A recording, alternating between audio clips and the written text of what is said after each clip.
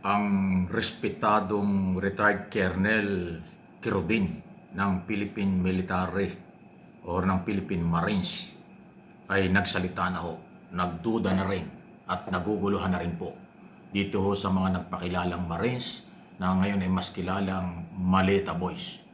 Ang sabi ni Kirubin, mahirap yung pabago-bagong statement o pag-iba-iba ng mga sinasabi. Nakatayadan niya ang katotohanan kaya siya ay nalalabuan sa ganitong klaseng galaw ng mga Maleta Boys. Personally, nung I was watching ba yung proceedings nito, pabago-bago yung mga statements sila.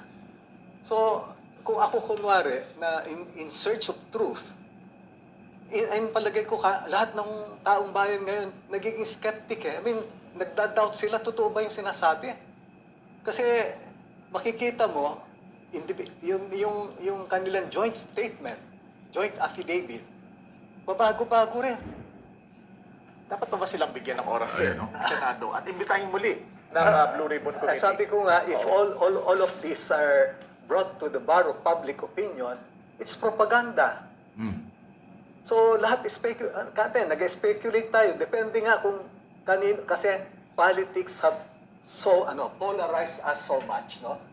Na ang nangyayari, nawawalan na nga yung iba ng objectivity. Parang hindi na sila objective eh.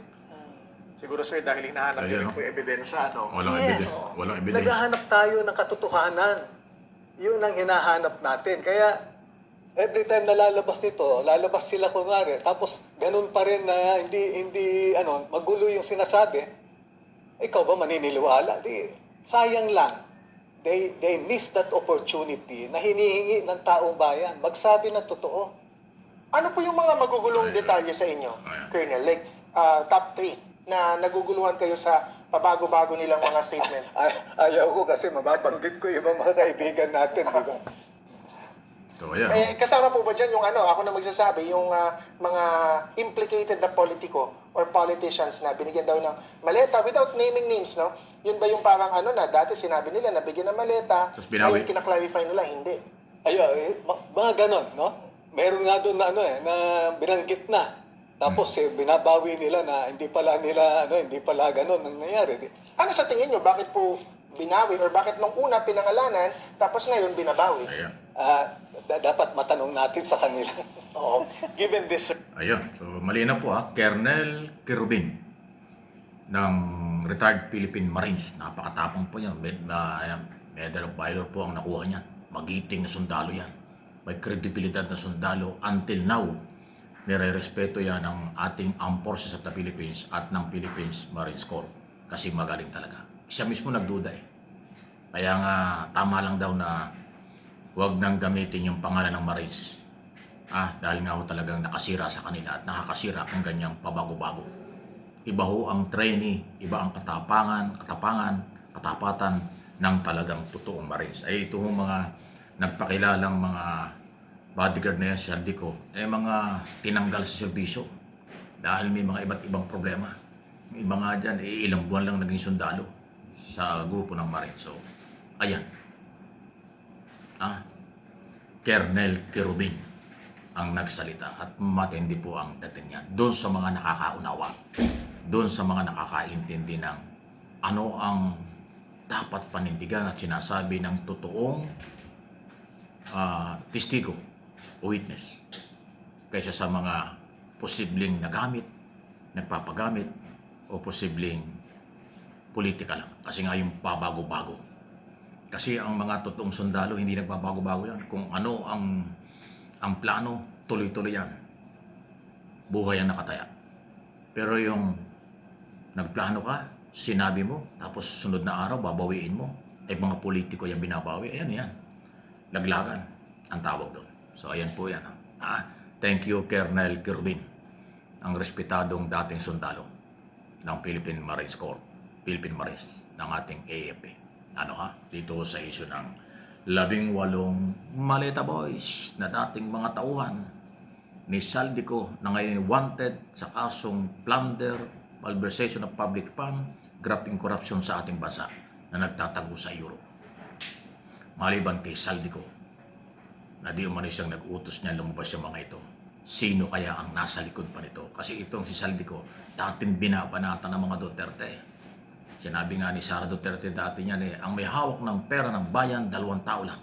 Si Saldico at saka si Speaker Romualdez ng panahon yun. Matindi ang mga banat niya ni Sara. Ngayon na siya yung promotor ng Maleta Boys. Itong si Saldico. Kinakampihan na ng mga Duterte. Ginagamit na nila. Kaya nga, rambol na yung mga dating. Kagulo na yung pag sinuri natin isa-isa. Magagalit lang ang mga Duterte at mga troll at baser nila. Pero real talk lang. Sila rin po ang sumisira sa kailang sarili. Sila rin po ang pabago-bago ng mga ginagawa at sinasabi. Kaya, mabakpar sa kanila ang mga nangyayari. Kung yung Colonel Quirubin nagsabi ng ganyan, kaduda-duda na, mahirap ng paniwalaan ng pabago-bago sa mga nagpakilalang dating sundalo. Totoo yan. Posible nga daw ginagamit at nagpagamit. Dahil may mga interes yung nasa likod nito. Naloko na. Nagkabukuha na. Mga pro-Marcos, pro-administration, paki-like po ninyo at share itong ating mga topic sa araw-araw.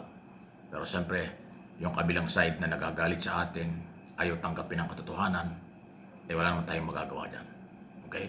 Kaya lang, ilagay nyo sa ayos ang inyong mga comment kasi dapat may kapupulutan ng aral. Hindi yung lalong nagpapababa ng moral at lalo hong nakikilala kung anong pagkatao meron kayo sa inyong mga comments at sinasabi. Di ba? Ganun po yan Sabi nga nila, ang tao, mababasa mo sa kanyang pananalita at pag-uugali, ang kanyang pag-ugali at sa kanyang pananalita at kanyang mga galaw. Totoo naman yun. Yeah? Kaya yung katotohanan lang.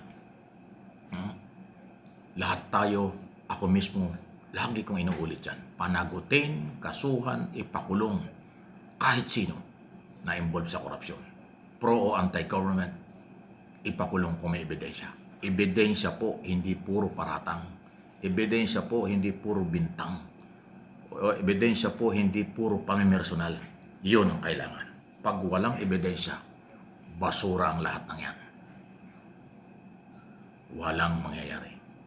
Kahit makarating pa sa korte, baka mabasura kapag ka nagkaroon ng kulay na walang katiyakang nagsasabi ng totoo ang mga testigo o mga nagsasabing meron silang alam. Baka lumabas ang katotohanang nagamit lang, nagpagamit lang, pera-pera lang, nabayaran, nalagyan, at kung ano-ano pa. Hindi ko sinabing sila ganon. Pero yun ang perception. Yun ang public knowledge. Yun ang pinag-uusapan. Kaya masakit talaga sa inyo yan. Di linisin nyo ang pangalan nyo. Kayo rin naman ang sumira sa buhay nyo